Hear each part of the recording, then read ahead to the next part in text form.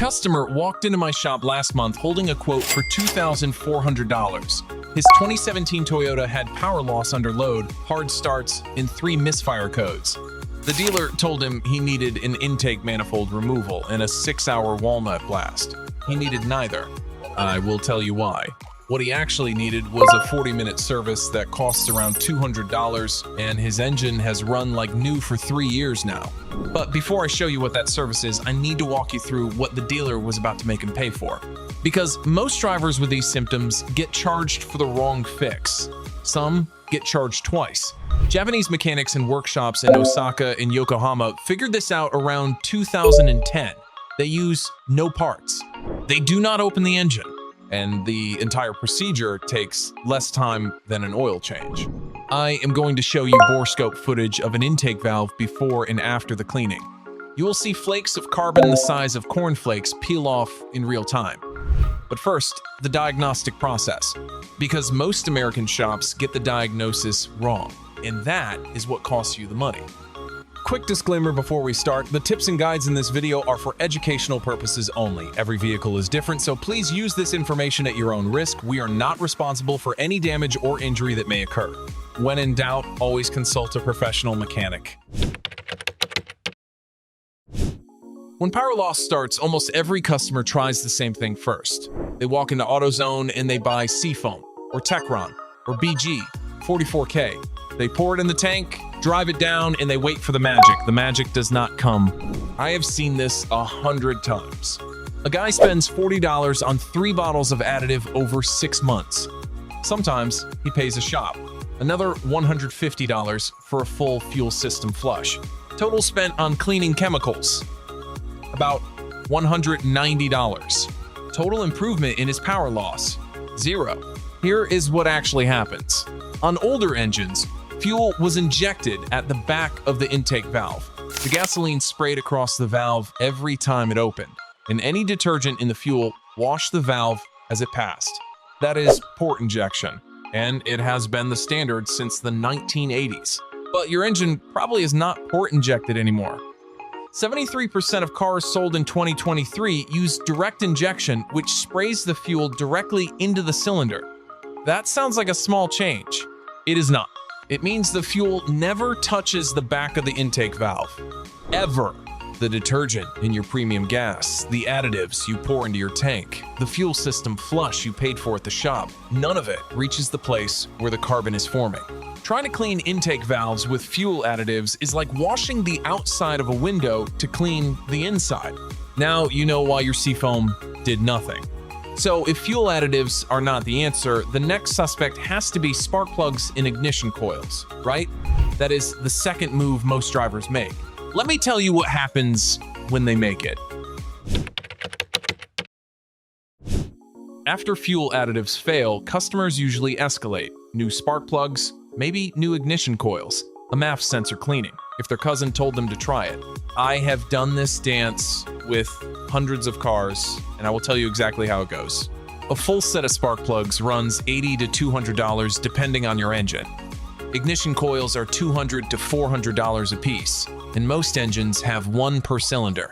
A MAF sensor cleaning at a shop is about $80, or $20 if you do it yourself with a can of CRC MAF cleaner. Total possible spend between $400 and $800. Sometimes the symptoms get better for a week. The engine idles smoother. The hesitation under acceleration softens. The driver thinks he fixed it. Then the misfires come back. The power loss creeps in again, because none of those parts were the problem. Here is what actually happens inside the engine. Carbon deposits on the intake valves create flow resistance. They disrupt what engineers call tumble flow, the spinning motion of air entering the cylinder. When that motion is broken, the air and fuel do not mix evenly. Combustion becomes erratic. Your scan tool will show a loss of volumetric efficiency, and that is the diagnostic fingerprint your dealer should be looking for. Most do not. You can spend $800 chasing the symptoms. The carbon does not care. So if it is not fuel and it is not ignition, what is left? This is where the story gets interesting. Japanese mechanics solved this problem in workshops in Osaka and Yokohama starting around 2010. They use no parts, no teardown, and the entire fix takes less time than an oil change. Let me show you what they figured out. Here is what those Japanese mechanics figured out. The problem is not your fuel, not your plugs, not your sensors. It is a thin layer of baked-on carbon coating the back of your intake valves. And on direct injection engines, it is almost guaranteed past 50,000 miles. The mechanism is simple. Every modern engine has a PCV system, a positive crankcase ventilation system, which routes oil vapor out of the engine block and feeds it back into the intake manifold so it gets burned in the next combustion cycle. On a port-injected engine, the gasoline spraying across the valve washes that vapor away before it can settle. On a direct-injected engine, nothing washes it. The oil vapor lands on the hot back of the intake valve, and the valve bakes it on. Every drive, every cold start, layer by layer for years. Within 50,000 miles, you have a carbon coating 2 to 4 millimeters thick on the neck of every intake valve. The neck is the narrowest part of the airflow path. A 4 millimeter layer of carbon there is the equivalent of breathing through a coffee stirrer. Look at this borescope footage. The black layer you are seeing is pure carbon, hard as chalk, and it has been killing this engine for 2 years before the owner noticed. Now, here is the part that should make you uncomfortable. When pieces of that carbon break loose, they do not always go out the exhaust cleanly. Hot carbon particles can lodge in your catalytic converter and cause secondary damage. A $1,500 part destroyed by a problem you did not know existed. But here is the limitation I need you to hear before I show you the fix. If your car has more than 100,000 miles and has never had a carbon cleaning, the buildup may be too dense for the method I'm about to describe. In that case, you actually need walnut blasting. I will tell you when each one applies. Because misapplying the wrong method is how good engines die. The Japanese method is called HHO decarbonization. It uses a chemistry trick that is 200 years old, applied in a way that did not exist before, about 2010. Here is how it works. The shop has a small machine roughly the size of a kitchen microwave, sitting on a cart. Inside the machine is distilled water and an electrolyte. When you run electricity through that water, the molecules split apart. 2 hydrogen atoms, 1 oxygen atom, both gases, both highly combustible. Mixed together, they are called HHO gas or oxyhydrogen. The technician runs a single hose from the machine into your air intake, usually right at the throttle body. 5 minutes of setup. No bolts removed, no manifold opened. He starts your engine and lets it idle while the HHO gas flows in alongside the regular air-fuel mixture. This is where the chemistry matters. Hydrogen burns at roughly 2,000 degrees Celsius. Gasoline burns at about 1,500. That 500-degree difference is enough to vaporize carbon deposits without harming the metal of the valves or the pistons. Steel does not melt until 1,300, but the heat is brief and localized to the carbon itself, which is why the engine survives it. The carbon does not. 25 to 45 minutes later, the carbon has been broken down into carbon dioxide and water vapor, which exit through your exhaust. No oil change required afterward. No parts replaced. 80 to 90% of the buildup gone, according to the equipment manufacturers. Cost in the United States, $200 to $600 for a passenger car at an independent shop. Some chains charge more for SUVs and trucks. Now, I want to be clear about who this works for. If you drive a port-injected engine, this is preventive medicine, and it works beautifully. If you drive a direct-injected engine with light to moderate buildup, it works. If you drive a direct-injected engine that has gone over 100,000 miles without any cleaning, you need walnut blasting instead, which I will explain in a moment. HHO cleaning is preventive medicine. Walnut blasting is surgery. You do not need surgery if you have been taking the medicine. But here is the part most people miss about this method: timing. You cannot wait for the symptoms, because by the time you feel the power loss, the damage is partly done. If you want the full Japanese maintenance schedule that keeps engines running clean past 200,000 miles, subscribe to Car Care Simplified, one science-backed method every week. Now, let me show you the prevention system that matters more than the cleaning itself. In Japan, the question mechanics ask is not, when do I clean this? It is, when did I last clean this?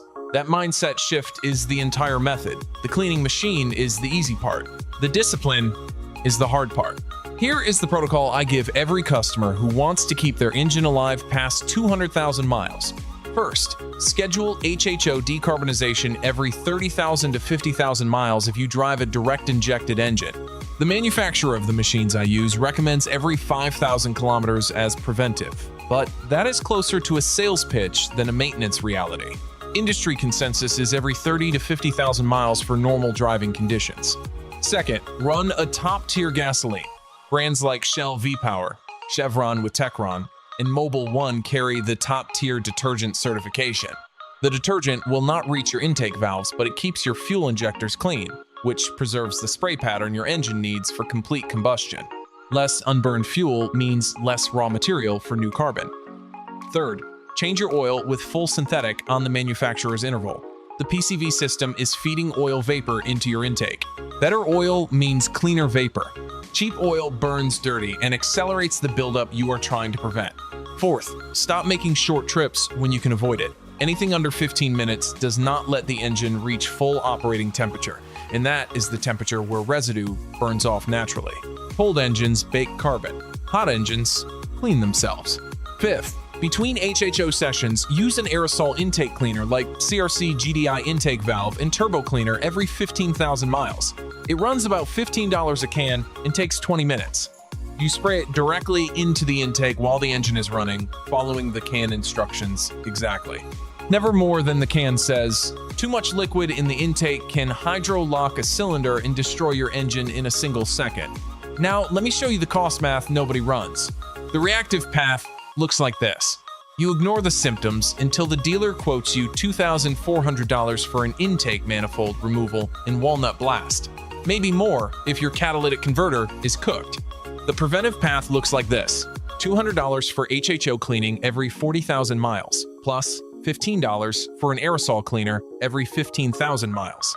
Run that math over 10 years and 150,000 miles. Reactive cost, somewhere around $7,200 in repairs and replacements. Preventive cost, about $650. The difference between knowing this and not knowing this is 6 months of rent. Carbon buildup on an intake valve is not really a chemistry problem. It is a habits problem. There is a Japanese word for what is happening inside most American engines. Motenai. It does not translate cleanly. The closest English version is "what a waste," but that misses the weight of it.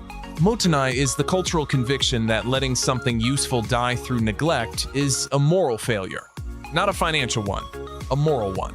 Modern engines are built to run 250,000 miles if you let them. The Toyotas in Tokyo taxi fleets routinely cross 500,000.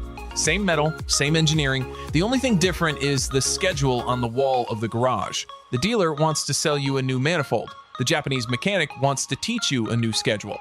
One of those changes your car. The other changes your relationship with your car. Now you know what is happening inside your engine. The question is not whether you can fix it. The question is whether you will. Save this video before your next dealer visit.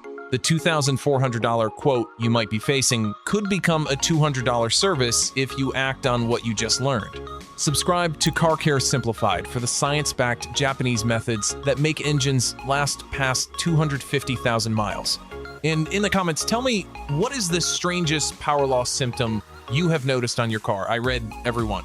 Every script, edit, and voiceover on this channel is crafted with real human expertise, not mass-produced content. If this helped you, subscribe for more.